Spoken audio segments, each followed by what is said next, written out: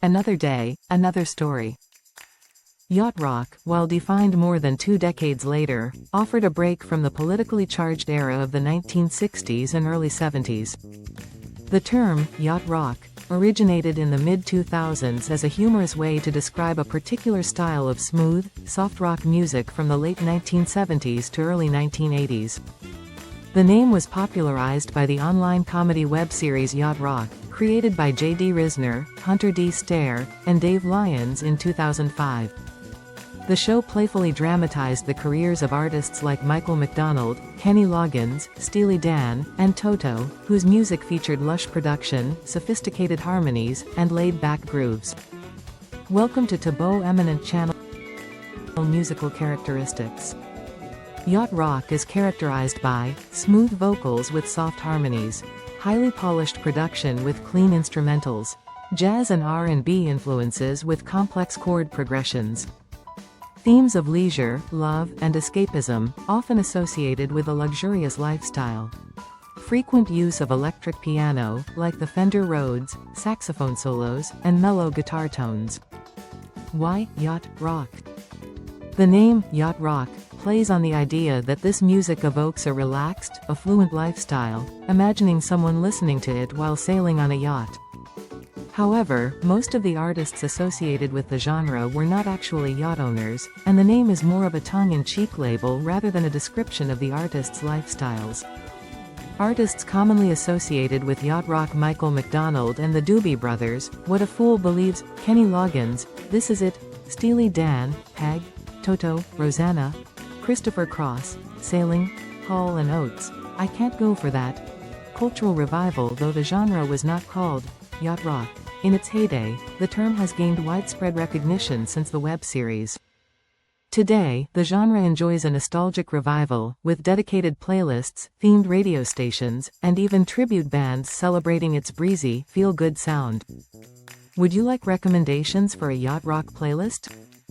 The Yacht Rock playlist on Spotify has more than 1.6 million followers. SiriusXM dedicates an entire channel to yacht rock, and tribute bands, themed cruises, and documentaries continue to propel yacht rock's resurgence. But what exactly is yacht rock? Crosby, Stills and Nash's Southern Cross, an ode to open ocean sailing, is not yacht rock. And none of Jimmy Buffett's songs, with their laid-back tropical vibes, qualify either.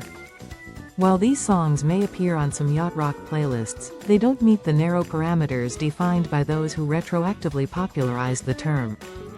Yacht rock, as a term, phenomenon, or mini-genre didn't exist at all until the mid-oh, explains Christopher Quinner, an assistant professor in communications at Trent University.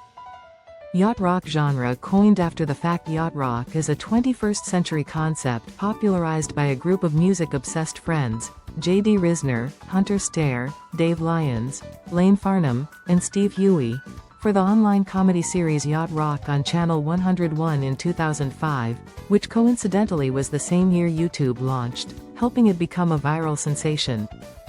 Fusing softer rock with jazz and R&B, very polished production, and being centered around that studio musician culture in Southern California in the late 70s and early 80s are the three main defining elements of yacht rock, says Huey in the Yacht Rock book. The Oral History of the Soft, Smooth Sounds of the 70s and 80s by Greg Prato. To us, it's not just soft rock, it's a specific subset of soft rock that ideally has those elements. Apparently, we weren't the first people to ever put those two words together. But it was popularized by the internet series, so as far as 99% of America is concerned, that is where the phrase came from, Huey explains. In essence, the show invented a genre that was hiding in plain sight but never previously had a name as they devised it, says Chris Molanphy in his Slate podcast, Hit Parade. The yacht was meant to be a metaphor about the high-end quality of the music. But on the internet, folks took the nautical idea literally, even though Risner had named the music for playing while on a boat, not about the boat per se. The original series idea, about a couple of jewel thieves who lived on a boat and listened to yacht rock, didn't take off. But its spin-off, a comedic take full of goofy hijinks about the artists behind the genre, became a hit, spawning several podcasts, Yacht or Nyat, Beyond Yacht Rock, and a space in the music lexicon. When was yacht rock music created? Tony H. Grubesic, a professor in the School of Public Policy at the University of California at Riverside, has analyzed social networks to explore the development and transformation of yacht rock's collaborative musical network over time. According to Grubesic, the bulk of yacht rock coalesced around a handful of studio musicians in the late 1970s, peaked in 1981 and 1982, and began to fade away in 1985. A critical moment for the genre, says Grubesic, was when Donald Fagen and Walter Becker of Steely Dan, who would go on to record the yacht rock hits, FM, No Static at All, and Peg, moved to Los Angeles in the early 1970s.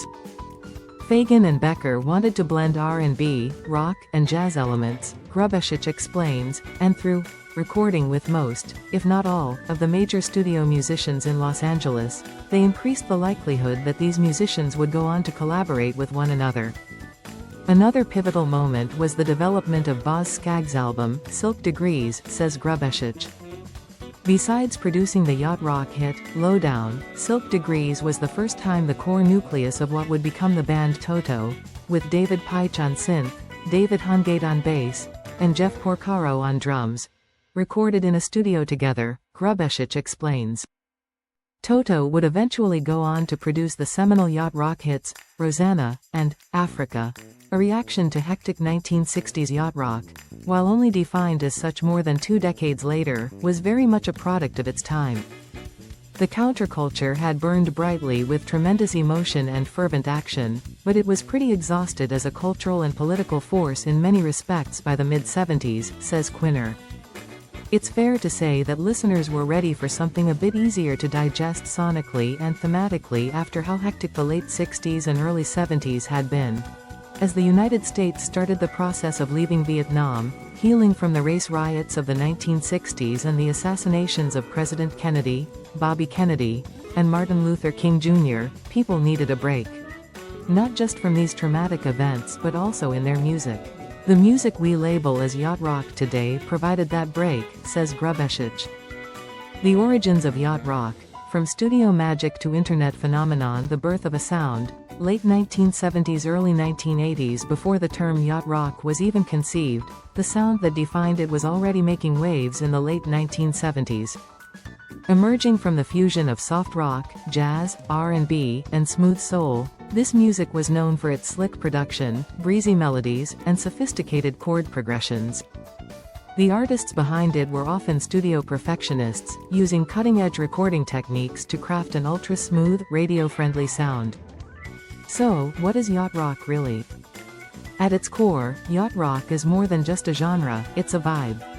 It's the sound of warm summer nights, sailing into the horizon, or cruising in a convertible with the top down.